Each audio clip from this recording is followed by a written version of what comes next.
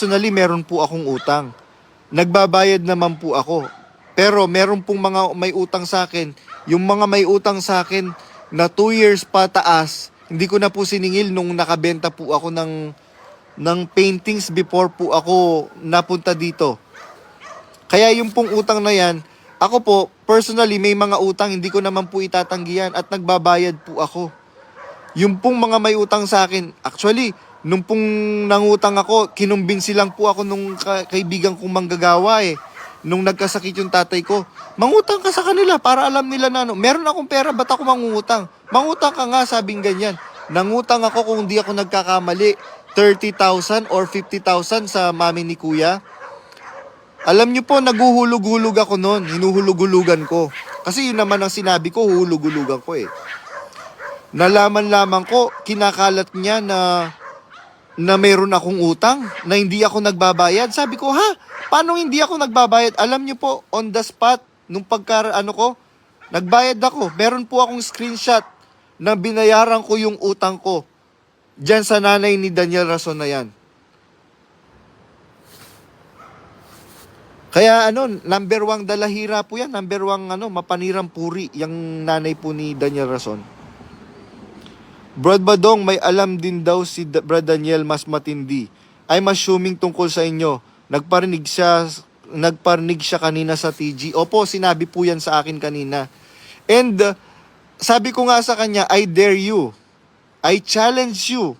Kasi kung mas matindi, natural, knowing you, hindi ka kakalap ng paninira laban sa akin. Pero I dare you, wala kang mas matindi kaysa sa alam ko.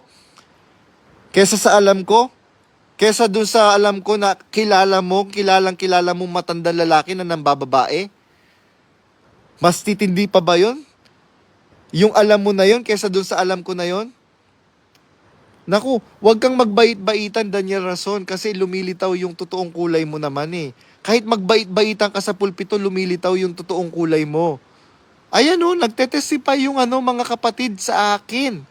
Nagtetestify yung mga kapatid at yung mga kapatid na nagtetestify sa akin na nagre-relay, matatandang mga kapatid at maayos ang kanilang pananampalataya. Yun lang ang masasabi ko po dyan. Ako, Tad, unfriend Mayan. Sige, i-unfriend ko siya. Sa bagay, utos ni Daniel Rason yun, i-block ako, ba't siya nakikinig? Ibig sabihin, swile siya kay Daniel Rason. Bayaan po natin siya. Naliwanagan ka na, layas ka na kay Kuya.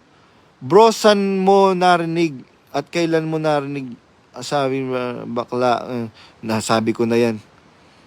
Bro, tanong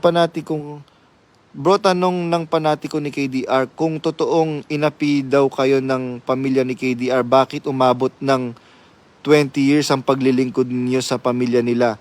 Nagsisinungaling daw kayo, sabi ng mga panatiko ni KDR. Yun nga po ang doon eh. Yun nga po yung irony po doon eh. Kasi ang turo pong natutunan ko kay Brad Ellie at saka pinagtatanggol po kami ni Brad Ellie noon. Kaya po tumagal po ako ng almost more or less 20 years. Kasi kung masama po ako talagang tao at nagtatanim ng galit, nagtatanim ng pot sa puso, hindi po ako tatagal ng ganon. The mere fact na tumagal po ako ng more or less 20 years sa kanila, yun po ang nagpapatunay na tinitiis ko po lahat ng ginagawa po sa akin. Kabaligtaran ng hindi na ako magtatakas kasi si Daniel Rason mismo, baligtad po yung sinabi niya sa akin eh. Na binabalikan ko daw sila kapag wala na akong pera. Pag nakapag-ipon ako, saka ako nilalayasan. Wala po akong allowance. Wala po akong sahod. Allowance lang po. Magkano lang po yung allowance namin po doon.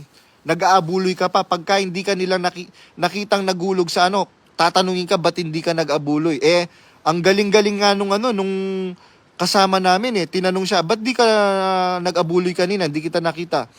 Nag-abuloy na po ako nung nakarang linggo eh. Bakit magkano lang naman po ang allowance namin? Sabing ganyan. Kung iaabuloy namin lahat yun, paano na po yung panggastos namin tsaka yung ibibigay namin sa pamilya namin? Sabing ganyan. Di po ba sabi po ng Biblia yung katawan abuloy din po?